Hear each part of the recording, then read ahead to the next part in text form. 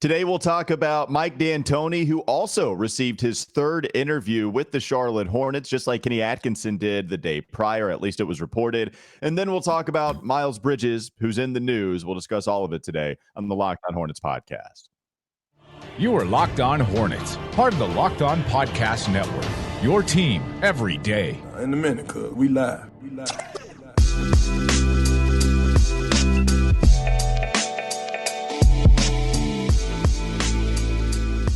It's Locked On Hornets. We're part of the Locked On Podcast Network. It's your team every day.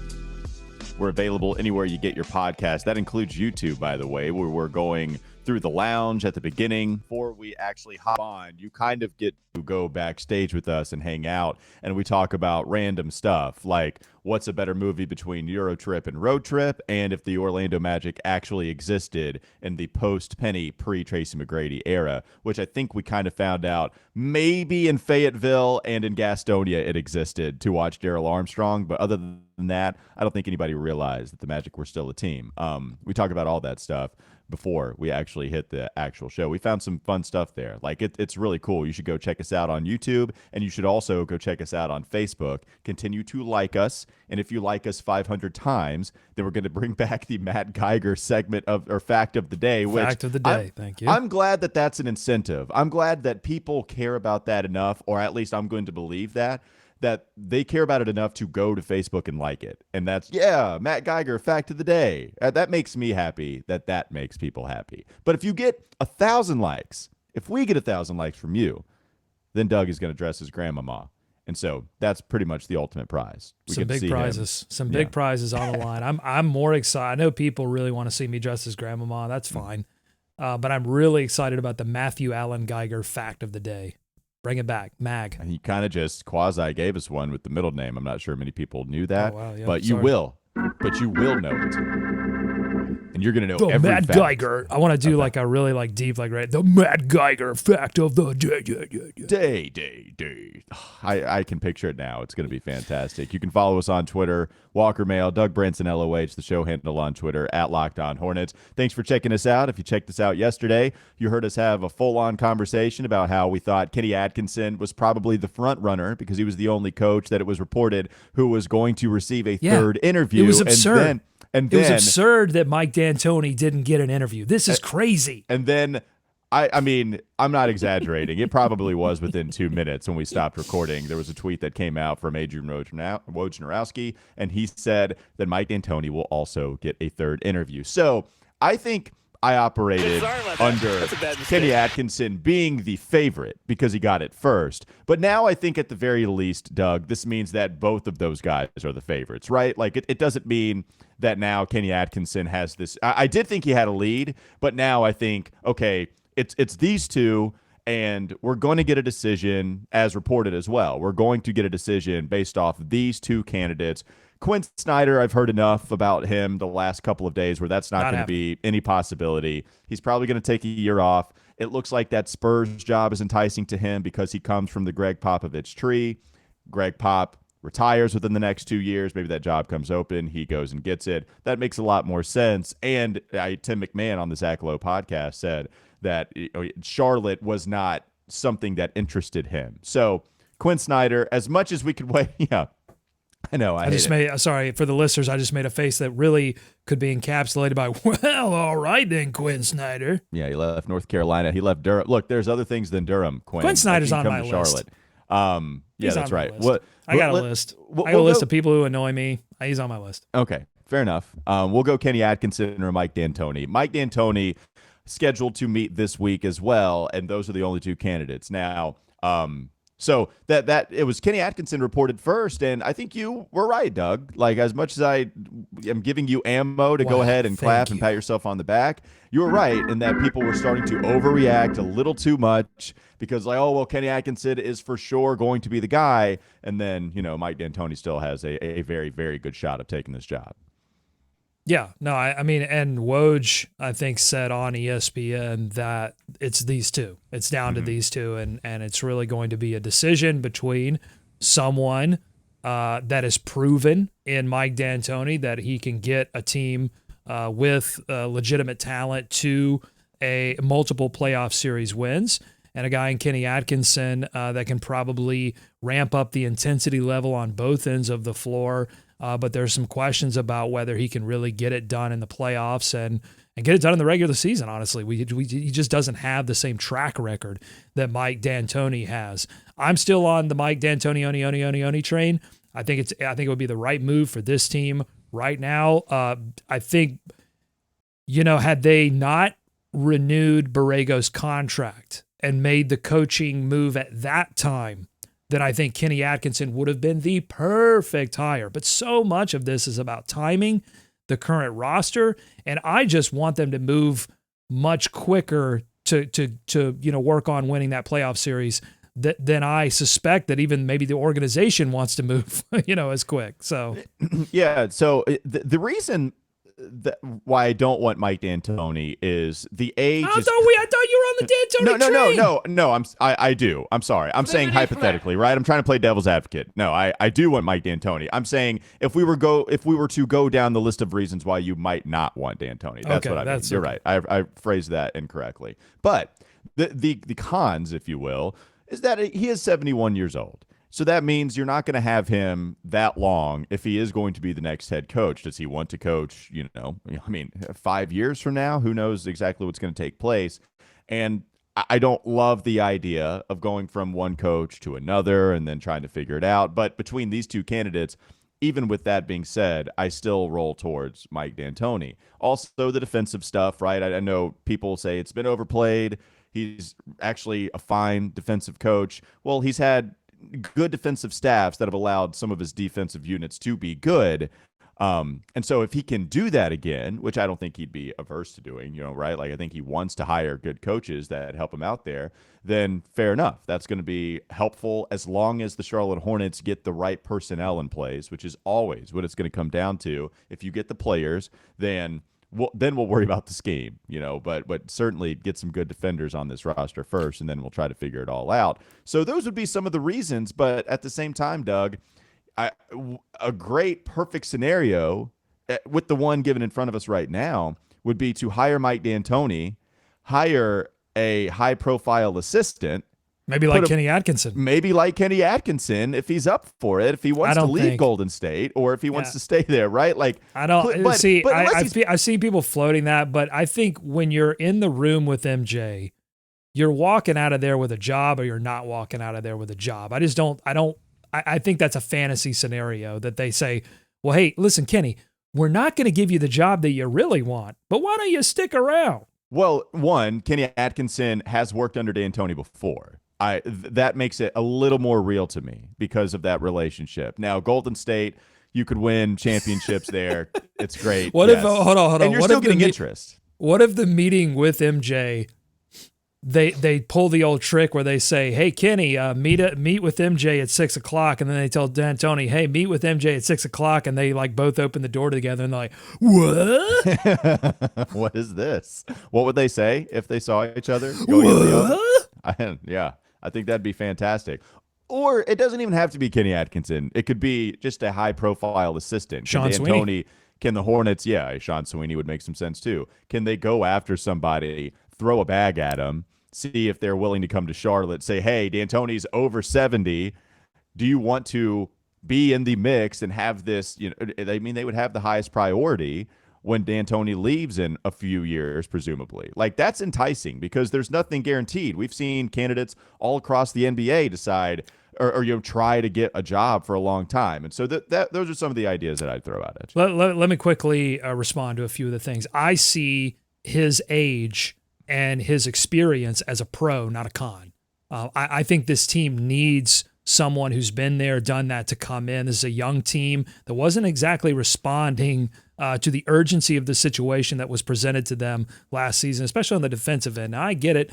Mike D'Antoni is not a defensive-minded coach, but I think his ideas carry weight. They carry cachet. And if he says, "Hey, we've got to improve in all areas of the game if we want to, get to where we get to," I think his words would carry more weight in a room than Kenny Atkinson's would. Mm-hmm. So that's number one. Number two, I like the idea of D'Antoni maximizing this roster now and then them pursuing the long-term option in the future instead of risking it and going through several more coaching changes. That's how much I believe that Mike D'Antoni can do this. I also believe that Mike D'Antoni can actually help you recruit talent. I mean, he's been there and done that with superstars, and I haven't seen a lot of superstars like badmouth Mike D'Antoni about, like, you know, his particular coaching style. So, you know, I James Harden might be available pretty soon. I'm not saying that's going to happen. I'm just saying that's a name that could be available that has played with Mike D'Antoni before. Yeah, anything is possible at that point, where I think your ceiling of possibility is a little bit more limited with a Kenny Atkinson. A little more risk there. I think that's the perfect scenario, right? You get D'Antoni, then you get a high-profile assistant coach, if that's possible. And you get James Harden. And then you get LeBron James. You draft Bronny, you get LeBron James, and then all of a sudden you've got the Monstars on your team, and you're going at it against a whole bunch of people. All right, coming up next on the Locked On Hornets podcast. We're going to talk about Miles Bridges. A little different conversation than we've had before about Miles Bridges, because he posted something on Instagram and now he's trending on Twitter. You'll have to find out exactly what that picture was and the following tweets, the following comments from him after that. But not before we talk about PrizePicks. All right, NBA fans, are you looking for a daily fantasy option for the NBA? Then you need to try the award-winning app PrizePicks. It's a daily fantasy app that's made easy. I love it. I know you will too, because it's so easy to use. You pick 2 to 5 players, you pick an over-under on their projections, and you can win up to 10 times on any entry, and it's just you versus the projected numbers. That's it. Entries can be made in 60 seconds or less. It's that easy. It's also safe, and it offers fast withdrawals, so you can use the award-winning app on both the App Store and Google Play. For a limited time, PrizePicks has an exclusive no-brainer of an offer for all of our users. You get $50 for free if a player in your first PrizePicks entry scores a single point, but you must use code NBA. That's right. This is an exclusive offer available to Locked On fans, so you can sign up today and use code NBA, $50 for free, if a player in your first PrizePicks entry scores a single point. We'll talk about Miles Bridges coming up next on the Locked On Hornets podcast. This is Locked On Hornets. So wait a minute. Do we value players that forget plays all of a sudden? I thought we loved LeBron James because he remembered he could cite to you every single play from every game he's ever played in. Now all of a sudden we like players who have no idea what happened on the previous play. I don't think you want him to play scared, right? It's time for more of the Locked On Hornets podcast.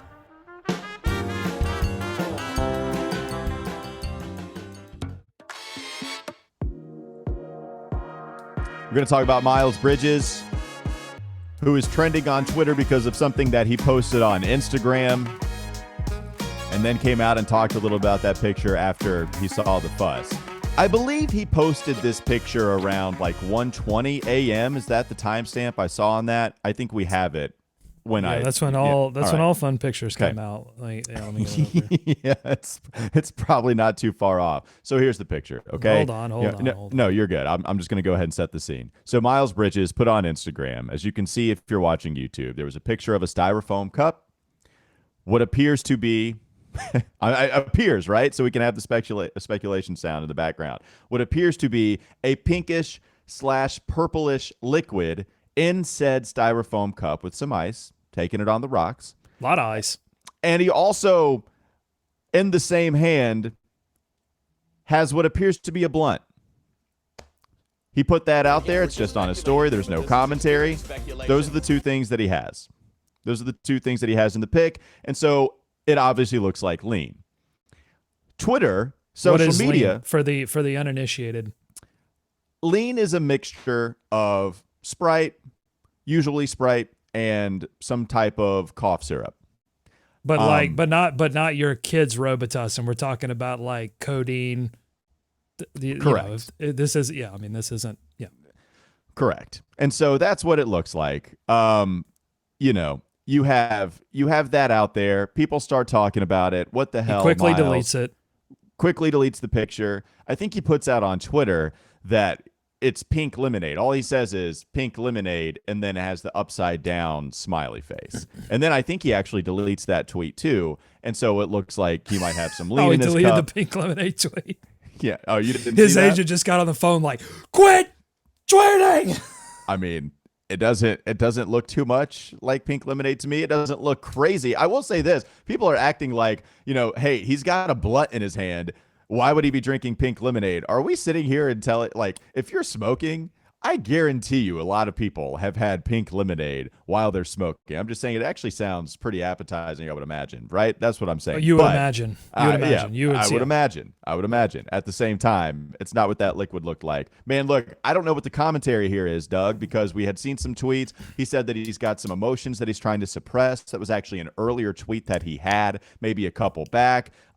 It makes it hard territory to talk about. It doesn't mean that there needs to be something as far as a story goes for Miles Bridges. All we know, at the very least, you can't put that on social media, and you have to wonder why in the hell is that going out there on a public forum to where everybody can make a big fuss about it. I mean, clearly it looks like a certain something, and at the very least, you're smoking a blunt putting out there on social media, which is going to get talked about at the very least. So.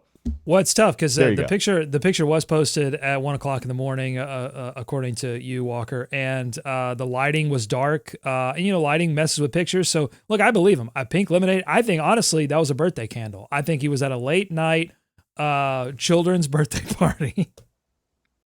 And okay, go ahead. No, if you're gonna go all the way, go with this take. Let's go ahead and hear it. I believe him.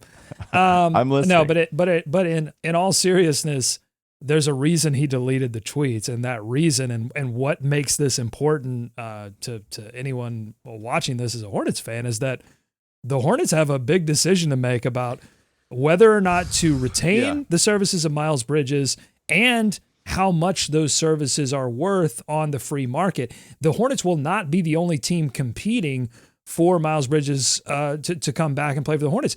Portland Trailblazers, I keep seeing these reports that Portland has their eyeballs on Miles Bridges, and that may mean that the price runs up. Does it get all the way to the max number? And why that's important is because the Hornets books are already a little shaky with the Gordon Hayward contract and the Terry Rozier extension, and so committing that money to Miles means that any future commitments, like a commitment to say PJ Washington to retain him, is going to possibly force the Hornets into the tax. And Michael Jordan, as an NBA owner, has not always, maybe ever, been willing to really go into that tax. There hasn't been a contender. That's why, that's the reason, right? And I'm not just yes. I'm saying yes, your point is right. He has not been willing to go into the luxury tax. We don't know for sure if he would do it if they were a playoff contender, despite him, I think, saying that he would, but they just haven't been yet. But yeah, we're going to see that come to a test possibly.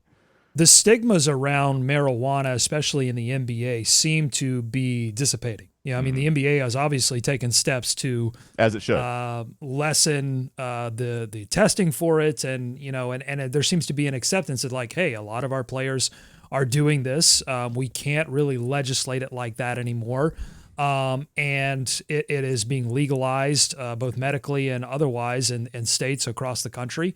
So. But I'm sure there are certain ownership groups and management groups that still have particular feelings about players who use certain substances and whether we just don't know how the organization would necessarily feel about that. Now, when it comes to the drink, it's all speculation. We don't know we don't know what it is. But if it is indeed that would be concerning, just because that's. And I don't want to go like all, the players are role models. Like, I don't really buy into that kind of stuff. But at the same time, it can be a dangerous substance if consumed, if you consume a lot of it. So that wouldn't necessarily be a great thing to be just showing off. I think really what I am pretty sure of, Walker, is that it displays a level of a low level of awareness of your situation, and an immaturity that sometimes we saw display itself on the floor last season. And we can remember, in that play-in game, he tosses the band into the gets ejected and tosses the band into the stands, aiming for somebody that was taunting him, and ended up hitting a young woman in the face. So all of this together, I think the organization has to consider some of these things as they begin their negotiations. Well, that's what I hate about this too, is because everybody that knows Miles knows that Miles Bridges is an awesome guy. He's a delight to deal with in the media. Miles was even talking about everything that happened after he threw the mouthpiece and then hit the young woman inadvertently in the face, and he immediately apologized. This is the first thing we got from him as soon as he gets back to the locker room. We don't even hear from him via the media. He tweets out, "That's unacceptable. It's not okay. Please help me get in contact so I can give out an appropriate apology." It says that when they, actually, I think, had a conversation on the phone, it was certainly, true that he was trying to figure out how to get in contact, say, "Hey, I apologize." And so now, okay, we have that from Miles. Now we have this to where it could be pink lemonade, okay? Laugh about all you want, whatever. We don't know. It could be whatever the hell. It could be. But here's the thing. Here's the thing. Now we have a question. Yeah, no, it's not that we know or don't know, and a lot of people on social media are going to pretend like they know, but we don't know. But the fact is, Miles Bridges presented us and presented the organization with a doubt in a time when you're trying to get the bag, and doubt gets in the way of that. Well, and you know what? And maybe it could be lean. It could be. And Miles Bridges is going out there and, maybe celebrating whatever, making a bad choice. I don't know. The weed, I couldn't care less about, right? I could try and I couldn't, that's just what it is. And I think the NBA is starting, it's going that way as well. But when you put that picture out there, I saw Nikias tweet this out, Nikias Duncan. He's like, where are his friends, man? Why is somebody with him? You can't gotta have it still is the friend that will take your keys away. Mm-hmm. You gotta have the friend that will take your phone away. Look, man, you're too important. You're about to make too much money. I'm just gonna grab your phone right now, and you can have it back in the morning when you're thinking a little bit more clearly. Yeah, all of that to say, it doesn't make Miles a bad guy by any means. I don't think anybody is saying and that. I don't think, I just and wanted honestly, to reiterate that for anybody that it could be a passing thought. And honestly, again, I'm really speaking only from the perspective of his impending negotiation. I don't think any of this means he's gonna be terrible next year. He's going to be Jamarcus Russell. That's what this drink is immediately, purple drink, in lean. In the sports world, right? In the sports world, you think about Jamarcus Russell, who was a famous, flame out bust kind of situation in the NFL. And so, but I honestly, I don't believe that would be the case with Miles. But again, it introduces doubt. I don't like reading social media tea leaves. If you follow PJ Washington, all the time he's tweeting out lyrics to songs. Players do this all the time. They tweet out lyrics to songs and people are like, eye emoji, what does this mean? Is this person leaving? And it's no, I'm just tweeting out lyrics that I'm listening to that I like. So that's always tough. Yeah. But at the same time, the mental health of players is a real situation in the league. People are paying more attention to it, and it has affected the ability of certain players to play and play out their contract. I'm looking at Ben Simmons.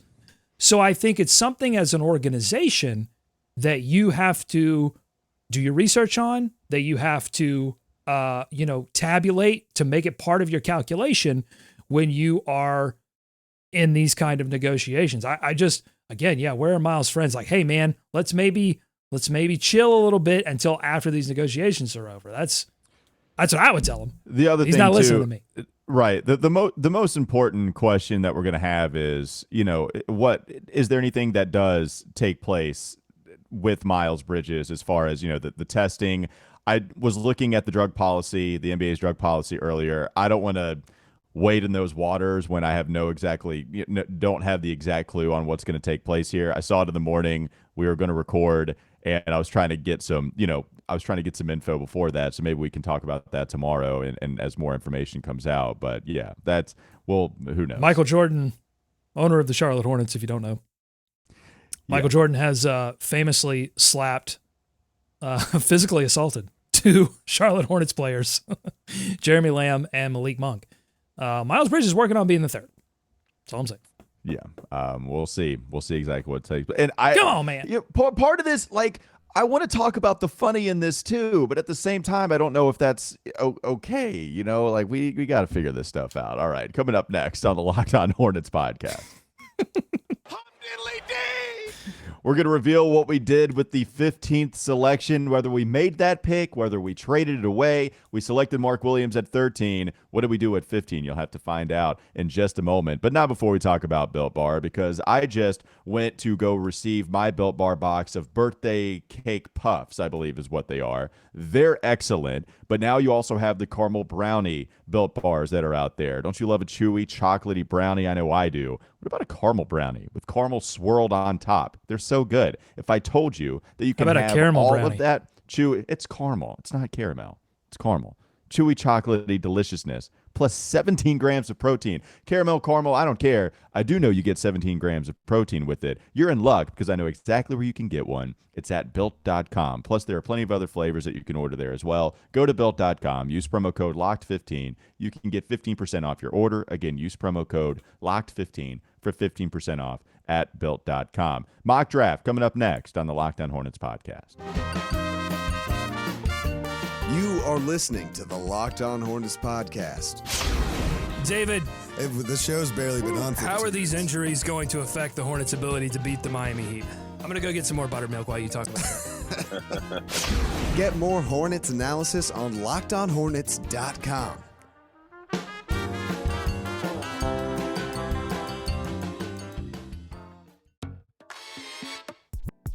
I said yesterday, I think we absolutely destroyed the draft this year. I feel very good despite having, I don't know, rocky draft history in the ultimate mock drafts that we've done in the past. Maybe not even more so up and down, more so than just we kind of went down. The players weren't exactly the greatest. But at the same time, I also don't leave those mock drafts feeling all that good. This one I do. I think we absolutely crushed it. We selected Mark Williams, the big man out of Duke, 13th overall. We still had the 15th overall pick to try to figure out what exactly we were going to do. Doug, you were the one working the phones a lot more than me behind the scenes. So I'll allow you to kind of take the wheel and steer us wherever you want us to go. Had a lot of discussions with teams at 15, and a lot of those discussions were around Gordon Hayward. And, basically, hey, will you give us 15 and such and such and such and such, and we will relieve you of the pain of Gordon Hayward's contracts. And a lot of those deals were really interesting, but the pain, not even just the pain of releasing our only remaining draft pick, but the pain that we would have had to take back. There was a deal with the Dallas Mavericks that was being discussed that would have involved Dwight Powell, which doesn't solve any of our interior defense issues. We saw him get destroyed by Golden State. And then we would have to take back Tim Hardaway Jr., and that's, again, a long contract, and there's some injury concerns there. So we didn't want to get stuck into that situation. There's also some discussions with New York that revolved around Julius Randle. Yeah. Those were more interesting, and New York was really trying to convince us that Julius Randle, despite having many years left on his not as big as Gordon Hayward's contract, but longer, we would be stuck with $20 million for the next 4 seasons. They were trying to convince us that Julius Randle was actually all-star, all-NBA Julius Randle from 2 seasons ago, and not whatever Tom Thibodeau has turned the New York Knicks into this previous season. And there was some opportunities to move off some money, some expiring contracts with player options that would have come our way as part of that deal. But we ultimately, Walker, you didn't want to take that risk with Randle. Well, I don't even think talks really went all that far with New York, right? Like I don't necessarily think there was anything that interesting. But so it was Randle, and I forget who was going out there, but there were 2 other deals that I liked more as you would continue to kind of search with some of these other franchises. I liked the one with Detroit. I was ready to pull the trigger on. Then they came back with wanting something else, and then you didn't want to do that. Fair enough. And then we went to a different team. Well, that Detroit deal was for Jeremy Grant. So Detroit was trying to move off of Jeremy Grant, who's making $20+ million a year, pretty long contract as well, because it was just signed. No, Jeremy Grant is it's expiring. on expiring. Yeah. Oh. So Jeremy Grant okay. signed that a few years back, is on an expiring deal, even though it's more than $20 million, but on an expiring deal where his usage rate went up, but he's been pretty good with Detroit, got hurt. But I would be glad to take him back, get off of Gordon Hayward's money, who's on the books for 2 more years. Jeremy Grant going to be on the books for 1. We'd also get Isaiah Stewart in return, which whatever, it's maybe some big man depth. He's younger, maybe he continues to get better. But we were sending out Gordon Hayward and 15 in exchange for Jeremy Grant and Isaiah Stewart. And I was doing that from a money saving standpoint. Also, I think Grant helps you.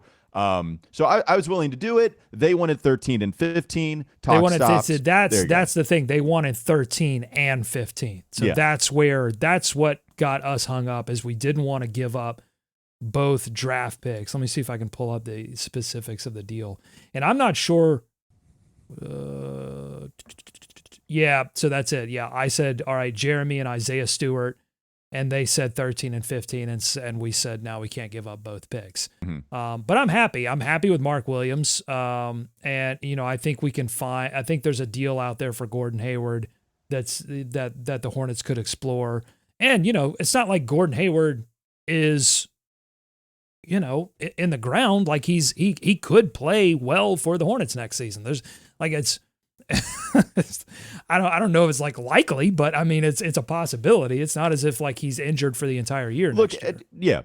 Look, we need to get to the 15th pick. As much like as people want to move off of Gordon Hayward as much as possible, just sell him for pennies on the dollar. Like I'm not going to do that, and I'm not saying that trade would have done that, but like Jeremy Grant is a real player that could come in, help us out. I think he would be better in a less usage role where he had to be the guy with Detroit as you're starting to groom a Cade Cunningham, and as you're starting to have some other players enter the fold as young guys. But if he gets back to kind of a more usage role closer to what he was at Denver, or just find that happy medium between Detroit and Denver, shoot threes, defend, and be more efficient with LaMelo and Miles being your top 2 options, even Terry being a better option, I think Grant would thrive. Plus, you would get off of that money. That was very enticing to me to get off of Gordon Hayward's contract and get Grant and Isaiah Stewart in return. But I rejected it because I think even if you get rid of Gordon Hayward's contract, if you're going to give up both of your draft picks, not adding to the future at all, that you need something a little bit more of a sure bet than Jeremy Grant. So we rejected that deal. But then I went to San Antonio, who, if you remember, we were trying to contact San Antonio, the Locked On Spurs podcast, about moving up from the 13th pick to their pick at 10 to grab Jalen Duren. And they never even responded to us. That's how much they wanted Jalen Duren. They selected him, didn't respond to us. Well, I went back to them. I put my pride aside and went back to them and said, hey, how about 15 for 20, Jakob Poeltl? We throw in Kelly Oubre to make the salaries work, and Kelly Oubre's enticing. I didn't think they would take it. Me either. But they took it. They took it. The Hornets, the Locked On Hornets podcast, moved from 15 to 20 and acquired Jakob Poeltl in the deal. Adds tremendously to your rebounding, to your rim protection, can be the solid starter there that Mason, and a better defensive starter than Mason Plumlee, and allows Mark Williams to come off the bench. So let me pull up the Spurs payroll real quickly, but Jakob Poeltl is also on an expiring deal, and I think that's why they're kind of in the mix for a Jalen Duren, because they want to move on from a Poeltl, and or I don't even know if they want to move on. They just want to be ready for it. He's going to be making $9.4 million next season, and then we saved money. We saved money. That's the beauty of the deal, is we moved off Kelly, and we saved like $4 million. Jakob. Like, Jakob Poeltl is a good NBA center. He's a very good defensive NBA center. So what we had done with this draft, Doug, is we got Mark Williams to potentially be that drop coverage center shot blocker for the future, and maybe help out. Just be your backup center this year. That's totally fine. And will help. And Jakob Poeltl comes in on less than $10 million on an expiring, helps, brings that defensive force for you. So then you have him as your starting guy, plus you still keep a first-round pick. with, I mean, not only Mark Williams, but we got the 20th pick in return. We got the 20th pick, So we and just we moved kept back 5 spots. And this made you happy. We kept PJ Washington. So looking into Yeah, the right. future, you can still go small with PJ at the center.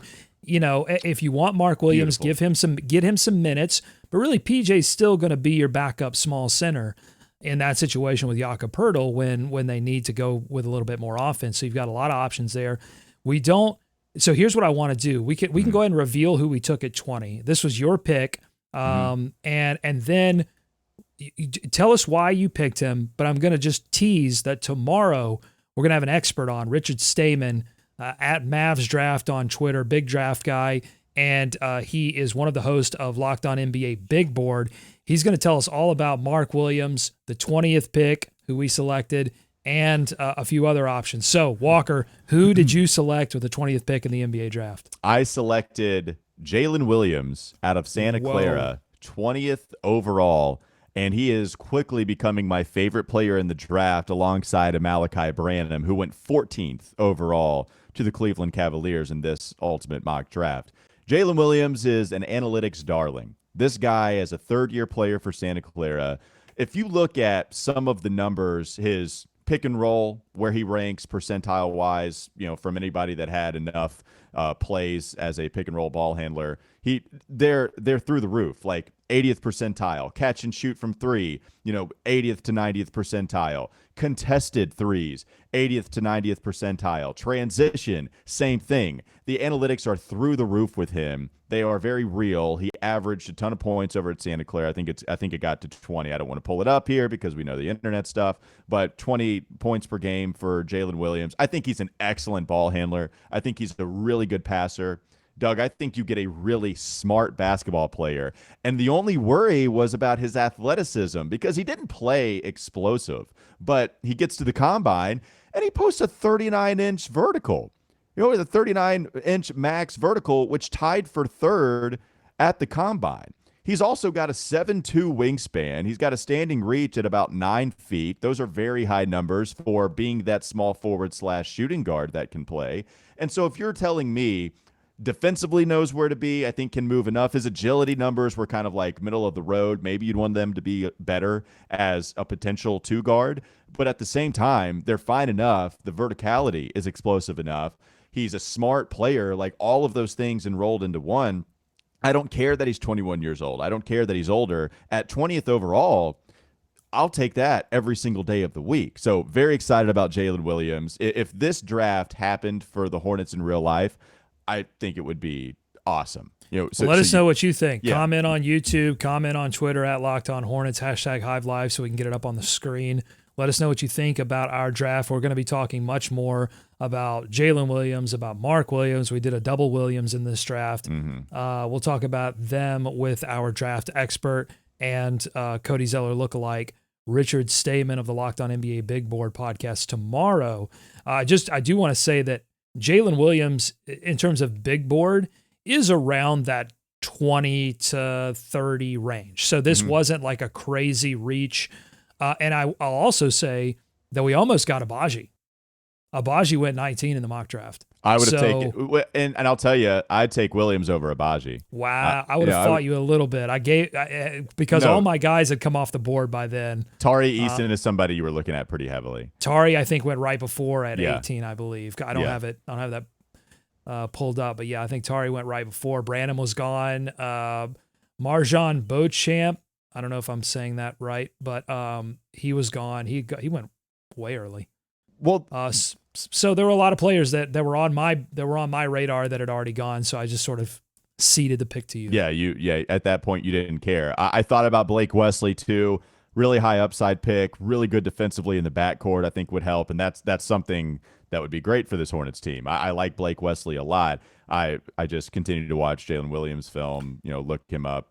He's what the guy. It would be if this did indeed happen at 13 and some kind of trade back situation where, because I don't know that Jalen Williams at 15 makes sense. I think there are a few other players that would make a little bit more sense for the Hornets.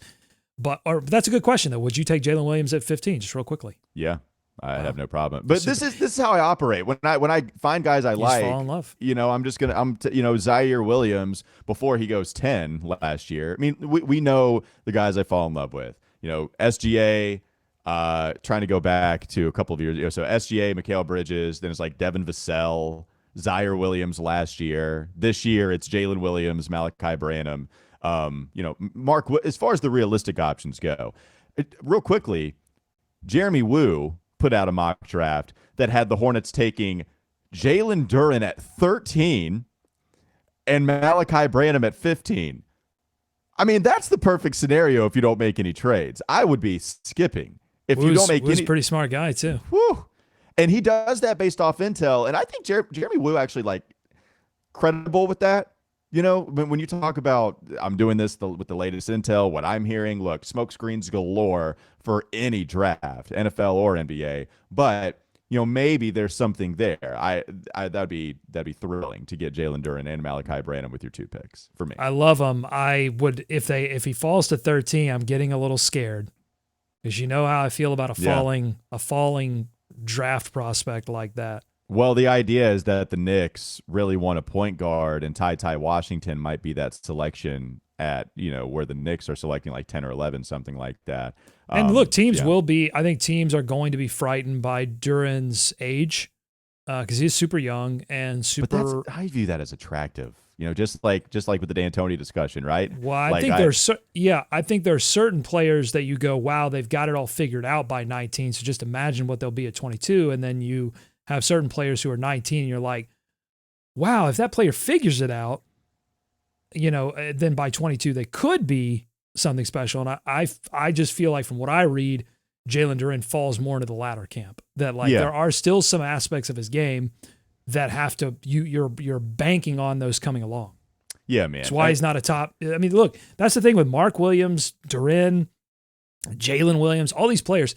There's a reason why they're going to be, if they're available at 13, there's a reason why they're not a top 3 pick. Well, Jalen's a riser at this point. He was not here. And so, he's kind of the guy you usually want, Doug. If Jalen falls, then it's going. I'm paying attention.